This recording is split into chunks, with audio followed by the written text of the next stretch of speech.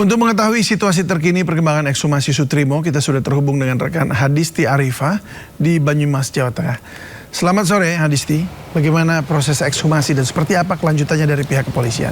Ya, selamat sore David dan juga pemirsa. Untuk proses ekshumasi tadi sudah selesai dilakukan sekitar pukul 13 waktu Indonesia Barat dengan proses yang berjalan selama 3,5 jam oleh tim gabungan dari pihak Polda Metro Jaya, Polda Jawa Tengah, Polresta Banyumas, serta juga dari Perhimpunan Dokter Forensik Indonesia dan juga sejumlah unsur akademik ataupun juga universitas. Nah, dari hasil ekshumasi almarhum Sutrimo tadi dapat disimpulkan bahwa pada saat penerapannya ada 3 penerapan yang diberlakukan, mulai dari penggalian kubur, kemudian juga pemeriksaan luar dan juga pemeriksaan dalam. Nah, untuk proses penggalian kubur tadi disimpulkan tidak ada kendala dan berjalan secara lancar. Kemudian memasuki pada tahapan kedua, yakni memeriksa bagian luar. Ini adalah tujuannya untuk mengidentifikasi apakah betul jenazah adalah almarhum Sutrimo. Dan tadi disebutkan oleh tim ekshumasi bahwa jenazah yang diotopsi secara langsung tadi ini adalah betul almarhum Sutrimo. Nah, kemudian dalam proses pemeriksaan bagian dalam yakni adalah mengambil sampel dari organ dalam jenazah. Ini sejauh ini memang belum dapat diketahui hasilnya, karena untuk hasil dari otopsi hari ini akan dapat diterima sekitar 1 hingga 2 pekan mendatang. Cuman tadi dari kesimpulan tim forensik menyebutkan berdasarkan visual dari fisik jenazah disebutkan tidak ada terlihat luka akibat benda tajam ataupun benda tumpul, sehingga lebih lanjut ini akan diperiksa secara DNA dari sampel yang diambil dari organ dalam apakah ada indikasi racun ataupun juga hal lainnya. Nah, ini memang proses perkara ini ditangani oleh Polda Metro Jaya setelah mendapatkan laporan dari pihak keluarga yang menilai kematian Sutrimo ini ada sesuatu yang janggal ataupun tidak wajar, sehingga kasusnya pun dari tahap penyelidikan naik menjadi ke tahap penyidikan. Dan dari perkembangan penyidikan kasus ini tadi pihak Polda Metro Jaya sudah menyampaikan juga telah mewawancarai atau memeriksa 8 saksi tambahan terbaru, namun tidak menyebutkan siapa saja yang menjadi saksi ini secara rinci. Nah, sehingga nantinya untuk proses eksitomi ini kemudian juga nanti hasil lab dari otopsi hari ini akan menjadi salah satu bukti baru dalam proses penyelidikan perkara kematian almarhum Sutrimo ini, Davi. Ya baik, terima kasih Hadisti atas laporannya. Selamat bertugas kembali, kami tunggu perkembangan selanjutnya.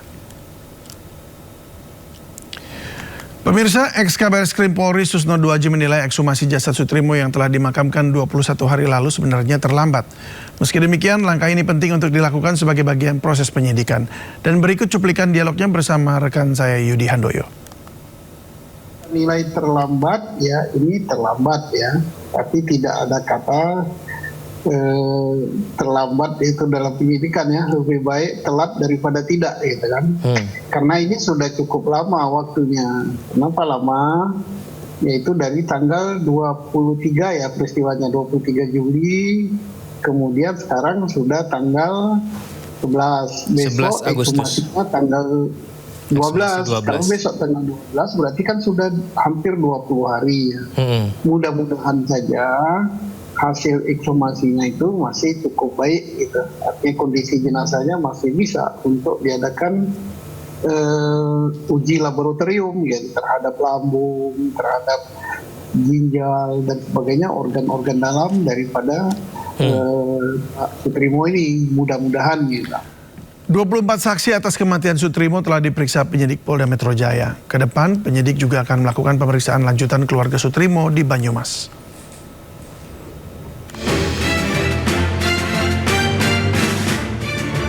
Penyebab kematian Sutrimo yang ditemukan meninggal di halaman klinik Morden, Jakarta Selatan masih diusut oleh Polda Metro Jaya. Polda menyebut telah memeriksa 24 saksi atas kematian Sutrimo. Polisi melakukan pemeriksaan lanjutan terhadap saksi-saksi lain, termasuk keluarga Sutrimo di Banyumas. 24 saksi sudah kami periksa, kami minta keterangan di dalam proses penyelidikan.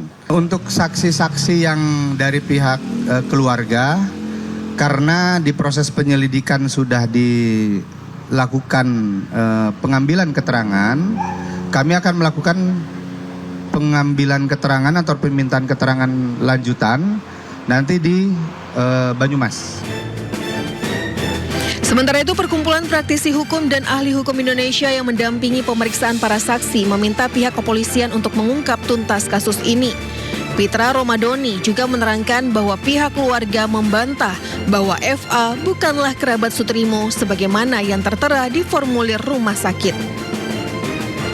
Yang udah diperiksa 20 lebih pertanyaan, ada yang 17 pertanyaan, ini relatif tergantung daripada masing-masing saksi dan pelapor. Bahwasannya yang bersangkutan atas nama FA bukanlah kerabat daripada almarhum Sutrimo. Itu tidak benar kerabatnya kan itu, dan mereka juga nggak kenal yang namanya FA ini.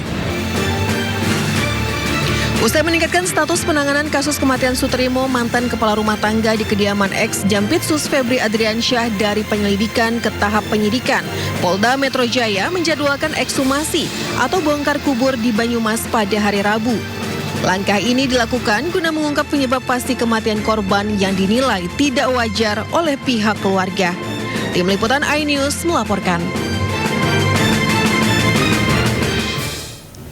Pemirsa, viral di media sosial, seekor burung hantu dibakar hidup-hidup. Video ini mengundang kemarahan warganet.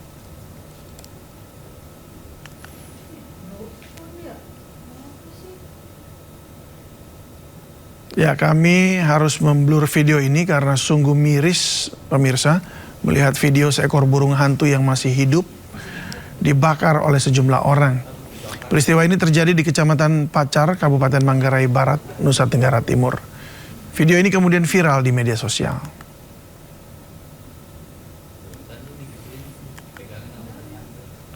Ya, aksi keji ini kemudian disoroti netizen dan dikritisi sejumlah public figure.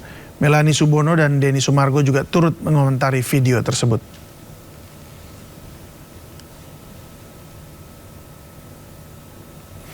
Ya, tak berapa lama polisi akhirnya menangkap 3 pria yang diduga menjadi pelaku pembakar burung hantu dalam keadaan hidup. Ketiganya memiliki peran berbeda dalam aksi yang dilakukan pada Jumat 7 Agustus 2026 pukul 8 waktu Indonesia Tengah di Kampung Bajak, Desa Benteng, Ndope, NTT.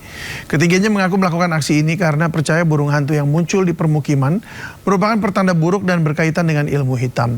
Selain dipengaruhi kepercayaan, ketiganya juga ingin mendapat perhatian di media sosial.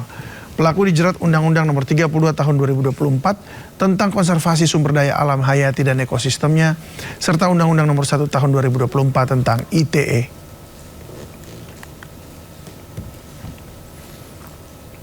Sekitar 116 orang penumpang kapal motor penumpang Putri Yasmin yang terbakar di perairan Lombok telah dievakuasi. 1 penumpang diantaranya meninggal dunia.